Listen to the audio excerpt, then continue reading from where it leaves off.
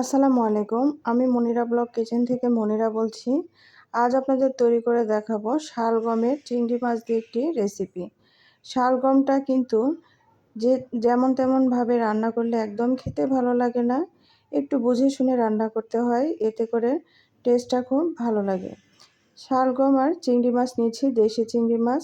এখন এগুলোকে পরিষ্কার করে কেটে ধুয়ে রেডি করে রেখেছি আর রান্না করতে চলে আসলাম। ফ্রাই প্যানের মধ্যে আমি তেল দিয়েছি।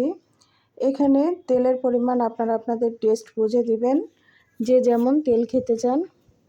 এখন এখানে আমি বড় সাইজের 3টা পেঁয়াজ কুচি করে কেটে দিয়ে দিয়েছি, আর সঙ্গে দিব কিছুটা কাঁচামরিচ।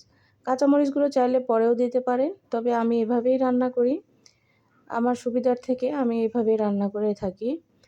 কাঁচামরিচ এখানে 6-7টা কাঁচামরিচ ফালি করে দিয়েছি। দিয়ে এখন এগুলোকে নেড়ে চেড়ে লাল লাল করে ভেজে নিতে হবে। একদম পুড়ে ফেলা যাবে না, একটু লাল লাল করে ভেজে নেওয়ার পর এখানে কিছু মশলা ব্যবহার করব। এখানে লবণ দিয়েছি 1 চামচ, হলুদ দিয়েছি 1 চামচ, ধনিয়া আর জিরার গুঁড়া দিয়েছি 1 চামচ, আর মরিচের গুঁড়া দিয়েছি 1 চামচ। আর কোনো কিছু দেওয়ার প্রয়োজন নেই। এখন এখানে পানি দিয়ে মশলাটাকে সুন্দরভাবে কষিয়ে নিতে হবে।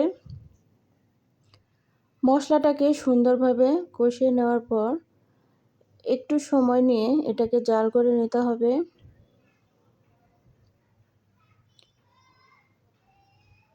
মশলা যখন কষানো হয়ে যাবে, এখানে আমি আগে থেকে পরিষ্কার করে ধুয়ে কেটে রাখা চিংড়ি মাছগুলো দিয়ে দিচ্ছি। আপনারা কিন্তু ভেজেও এই চিংড়ি মাছটা রান্না করতে পারেন এই তরকারিতে, তবে এভাবে রান্না করলে বেশি ভালো লাগে খেতে। যেহেতু এটা দেশি চিংড়ি মাছ, সেই ক্ষেত্রে এভাবে রান্না করা যায়, এতে করেই টেস্টটা ভালো লাগে।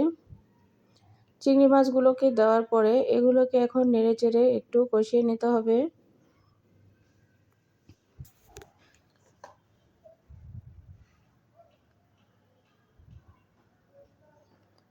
চিংড়ি মাছ দিয়ে সকল তরকারি খুবই ভালো লাগে খেতে, তবে চিংড়ি মাছ দিয়ে এই শালগমের তরকারিটি কিন্তু অসাধারণ টেস্টি হয়ে থাকে।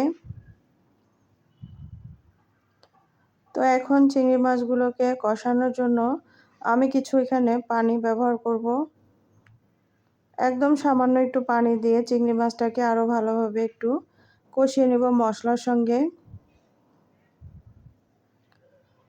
3-4 মিনিট কষিয়ে নিয়েছি। এখন আমি এখানে আগে থেকে কেটে ধুয়ে রাখা শালগমগুলোকে দিয়ে দেব।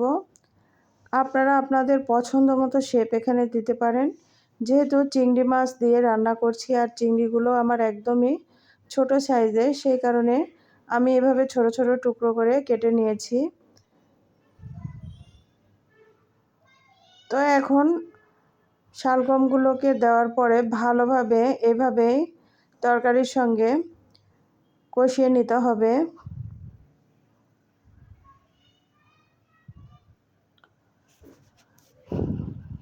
শালগম কিন্তু শীতের সিজনে প্রচুর পরিমাণে পাওয়া যায়, আর দামেও খুব বেশি না। আর এটা কিন্তু খুব হেলদি একটা খাবার। আপনারা সবাই এই শালগমটা শীতের এই সিজনে খেতে পারেন।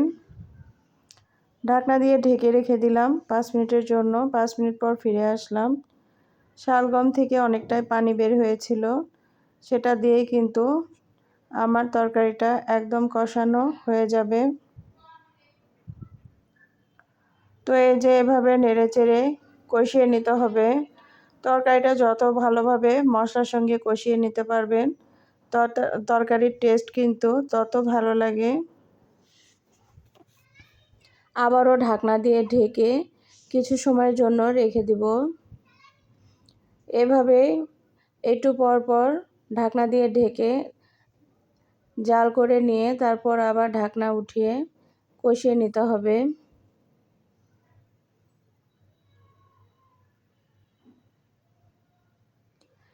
এই রান্নাটি আপনারা যে কোনো ভাত বা রুটি পরোটার সঙ্গে খেতে পারবেন। এখন একটু পানি দিয়ে দিব, দিয়ে জাল করে নেব। আমি এখানে 1 কাপের মতো পানি ব্যবহার করলাম। এই পানিটা দিয়ে পুরো শালগম তরকারিটি একদম রান্না কমপ্লিট হয়ে যাবে। তো আবারও ঢাকনা দিয়ে ঢেকে রেখে দিলাম 5 মিনিটের জন্য। 5 মিনিট পর ফিরে আসলাম। এই যে দেখুন তরকারিতে বলক চলে এসেছে। এই তরকারিতে আমি আর কোনো কিছুই ব্যবহার করব না। এই রেসিপিটা রান্না করার জন্য কিন্তু মশলা একদমই কম ব্যবহার করতে হয়। এখানে ধনিয়া পাতা দিলে কিন্তু আমার কাছে ভালো লাগে না, তবে আপনারা যারা ধনিয়া পাতা খেতে চান সেই ক্ষেত্রে এখানে ধনিয়া পাতা ব্যবহার করতে পারেন।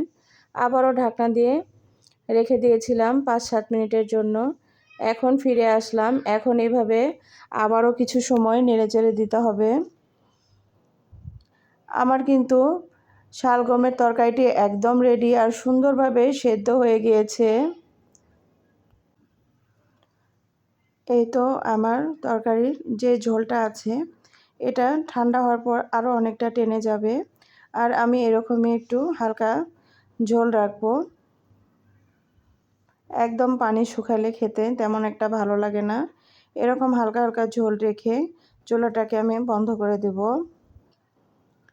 তো এই যে ফাইনালি আমার তরকারিটি একদম রেডি। দেখুন ঝোলটা কিন্তু অনেকটাই টেনে গিয়েছে। তো এখন আমি আপনাদের পরিবেশন করে দেখাইলাম। যদি কোনো ভুল ত্রুটি হয়ে থাকে প্লিজ ক্ষমা সুন্দর দৃষ্টিতে দেখবেন। ভালো থাকবেন, আমার জন্য দোয়া করবেন। আমি যেন আরও সুন্দর সুন্দর রেসিপি আপনাদের সঙ্গে উপহার দিতে পারি।